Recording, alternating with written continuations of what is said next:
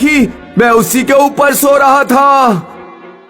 ज्यादा अचार खाकर तुम्हारा दिमाग खराब हो गया है। मुझे तो यहाँ कोई चुड़ैल नहीं दिख रही। चुपचाप सो जाओ, मेरी नींद खराब मत करो, वरना सुबह नाश्ता नहीं बना के दूंगी।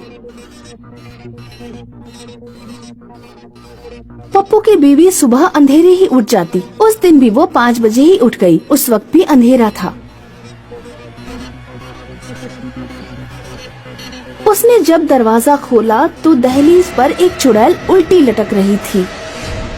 बचाओ, कोई चुड़ैल से बचाओ, बचाओ। चमकू की सदा से पप्पू की आंख खुल गई।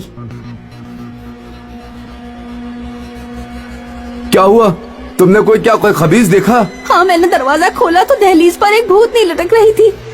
मैंने जब कहा था तो तुमने मेरा यकीन नहीं किया। हमारे घर जरूर कोई बुरी फिजा आ गई है। हमें घर पर दुआ करवानी चाहिए। दूसरे दिन पप्पू देही के मौलवी जी को बुला लाया। मैं दुआ कर रहा हूँ, तुम हिस्सा तैयार करो। हिस्से में सूजी का हलवा बनेगा। चमको ने हलवा बनाकर उसे ढककर रख दिया और दुआ में जाकर बैठ गई। कुछ देर बाद जब दुआ पूरी हो गई तो मौलवी जी ने कहा, पैसा लेकर आओ और दही इलाके में बांट दो। चमको बावर्ची खाने में पाहिस्सा लेने गई। उसने जब कढ़ाई के ऊपर की प्लेट हटाई तो उसके होश उड़ गए। कढ़ाई में हलवे की जगह भूतनी का कटा हुआ सर था।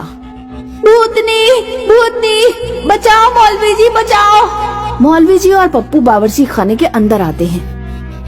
उन्हें भी कढ़ाई में भूतनी का कटा हुआ सर दिखा। मौलवी जी ने देखा कि बावर्ची खाने में अचार भी रखा है। अब मैं समझ गया कि तुम्हारे घर में क्या हो रहा है। ये अचार तुम कहाँ से लेकर आए हो?